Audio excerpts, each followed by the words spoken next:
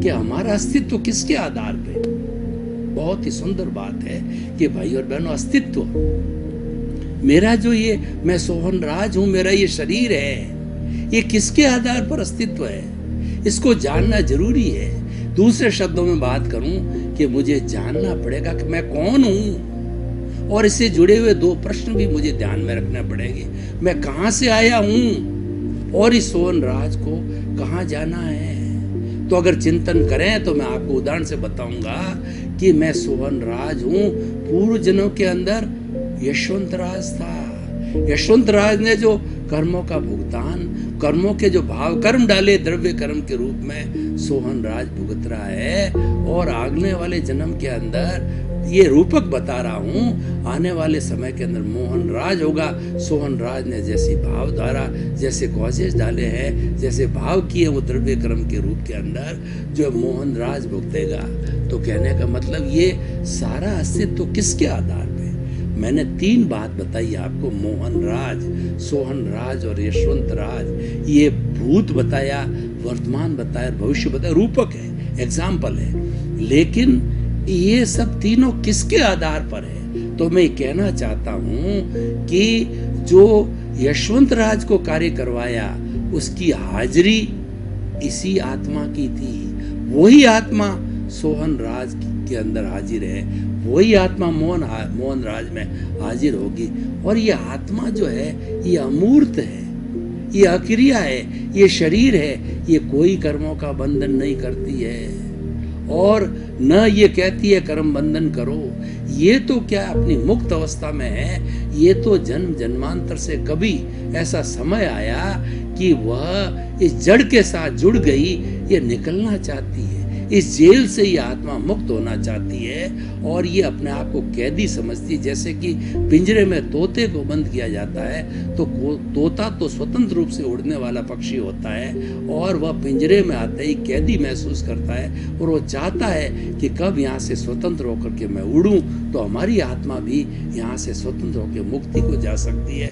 लेकिन मुक्ति में जाने वाला केवल मनुष्य ही शरीर है, ये माध्यम मनुष्य शरीर है। जन्म जन्मांतर न मालूम कितने कितने शरीर धारण किए होंगे और हर शरीर के अंदर, हर जो है वो जन्म के अंदर कॉजेज डाल करके, ये कॉजल बॉडी है, वह अपग्रेड होती रही, वह जुड़ती रही और वह इसका कार्य करती रही। देखिए दो चीज़ें होती है। हम थोड़ा यहाँ पर जो है अस्तित्व की बात कर रहे हैं तो थोड़ा हमको समझना जरूर पड़ेगा कि हमारी ये प्रतिष्ठित आत्मा होती है। उस प्रतिष्ठित आत्मा के अंदर कुल हमारे 8 तरह के कर्म होते हैं कॉजल बॉडी के अंदर। वो ज्ञानावर्णीय, दर्शनावर्णीय और मोहनीय और अंतराय, ये 4 घाती कर्म होते हैं। आत्मा की घात करते हैं और ये प्योरली आत्मा के साथ में जुड़े रहते हैं। इसका शरीर से कोई संबंध नहीं है। शरीर के अंदर तो क्या कि प्रारब्ध और जो है जैसे जैसे कर्म किए होते हैं वो केवल प्रारब्ध और उदय भाव चलता है, पुण्य और पाप चलता है। और हर शरीर, एक शरीर गया उसके समाप्त हुए, नए शरीर में फिर क्रिएट होता है, ये चलते रहे। लेकिन अपग्रेडेशन जो होता है ये हमारा जो आत्मा को मुक्ति में ले जाने वाला, आत्मा को जिसने बांध के रखा है, वह समझने वाली बात है। वो क्या है कि ये हर जन्म जन्मांतर में कभी घटता है, बढ़ता है, घटता है, बढ़ता है, ये कर्म है। और ये प्योरली अशुभ कर्म है, ये प्योरली पाप है। तो ये क्या होता है, ज्ञानावरणीय कर्म है, ये ज्ञान का आवरण है, आत्मा की जो अनंत ज्ञान की शक्ति को आवृत करता है। और ये जो आँख पे पट्टी की तरह होता है और उसके आवरण को ज्यों ज्यों ये आवरण हटता है, जो हमारा जैसे सूरज है, सूरज के ऊपर जो जितने भी जो है वो बादल आए हुए होते हैं, जब छटते हैं तो सूर्य पूर्ण रूप से उदय हो जाता है। तो ये ज्ञानावरण रूपी बादल यहाँ से हटे तो व्यक्ति को अनंत ज्ञान की प्राप्ति होती है। दर्शनावर्णीय पूरा हट जाता है। दर्शनावर्णीय कर्म जो है वह एक पुजारी की तरह होता है। पुजारी क्या करता है कि ईश्वर के जो वो जो है वो शिव पार्वती के पट को जो बांध देता है, मंदिर का दर्शन नहीं होने देता है। उसी तरीके से ये जो दर्शनावर्णीय कर्म है वह जो है हमारी रॉन्ग बिलीफ के कारण है,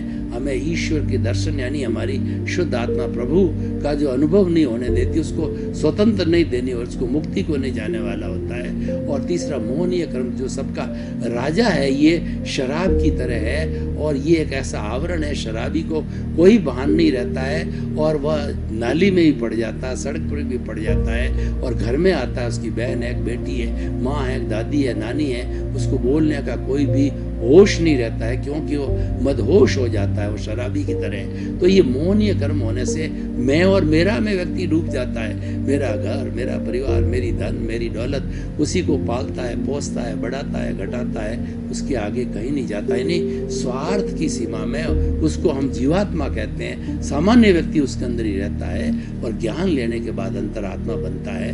तो भाई और बहनों, ये ज्ञान लेने के बाद ही ज्ञानावर्णीय कर्म, दर्शनावर्णीय कर्म और मोहनीय कर्म ढीले होते हैं। और ये जरूरी नहीं है किसी जन्म में आपको ज्ञान मिला हुआ हो और मान लो इस जन्म के अंदर आपका जो है पुण्योदय है और आपको सद्गुरु मिलते हैं या आपको ज्ञानी पुरुष मिलते हैं, आपको ज्ञान देते हैं, आपको भेद विज्ञान कराते हैं, जड़ और चेतन का शरीर अलग, आत्मा अलग, और जो है आपको कराते हैं कि हमारा तुम तो शुद्ध तत्व हो, तुम तो ज्ञाता हो, दृष्टा हो, प्रतीति कराता है कि तुम अनंत ज्ञान वाले हो, अनंत दर्शन वाले हो, अनंत शक्ति वाला, अनंत सुख का धाम हो, तुम सच्चिदानंद हो, उसकी अनुभूति कराता है, प्रतीति कराता है, वो हमारा सद्गुरु कराता है और वह हमारा जो प्रत्यक्ष ज्ञानी पुरुष कराता है, हमको ज्ञान प्रेषित करता है, संप्रेषण करता है। तब हम जो ये जानने लग जाते हैं। उसकी कृपा बिना ये नहीं होता है और कृपा तब आती है जब हमारा पुण्योदय होता है। तो भाई और बहनों, हमारा अस्तित्व जो है वो चेतन के आधार पर है। हमने देखा कि पास्ट में, वर्तमान में और फ्यूचर के अंदर, तीनों के अंदर जो है वह जो चेतन मौजूद होता है। तो उस चेतन की जो है हाजिरी से ही हमारा अस्तित्व है। कैसे, मैं आपको उदाहरण देना चाहता हूँ कि मैं आत्मा को एक मानता हूँ, वन। अब क्या है कि हमारे दूसरे जो जड़ पदार्थ है, जो हमारा जितना भी ऐश्वर्य है और हमारा जो 8 तरह के मद होते हैं ना, कि हमारा जो है जाति, कुल, ऐश्वर्य, ज्ञान, तप और जो है आदमी का प्रभुत्व, ये 8 तरह के मद है। वो मद को मैं एक एक तरीके से साथ में लगाता जाता हूँ। इस एक के जो है वो फ्रंट साइड में, आगे की साइड में 0, ये हो गया धन का, और दूसरा जो है वैभव का 0, तीसरा जो रूप का 0, चौथा है ज्ञान का 0। यूं यूं करके हमारी जितने भी जो उपलब्धियां हैं उसके 0 0 0 लगाता जाता हूँ। तो ये एक के बाद हो गया। अब उन सब 0 को मैं, तो इसका कोई अर्थ नहीं निकला, क्योंकि एक के आगे 0 लगाने से एक ही रहा, एक तो सुरक्षित है। अब मैं क्या करता हूँ कि इस एक के आगे 0 लगा, पीछे 0 लगाता हूँ। धन का 0 10 हो गया, दूसरा 0 मैंने लगाया, वो वैभव का 0 100 हो गया। उसके बाद के अंदर आपके जो पद प्रतिष्ठा का वो तीसरा 0 हो गया, और चौथा जो है आपके कुल का 0 हो गया। तो इस तरीके से ये 10 100 10 गुना हो जाते हैं। 100 1000 10,000 लाख करोड़ वंश तक चला जाता है, यानी वैल्यूएशन बढ़ता जाता है।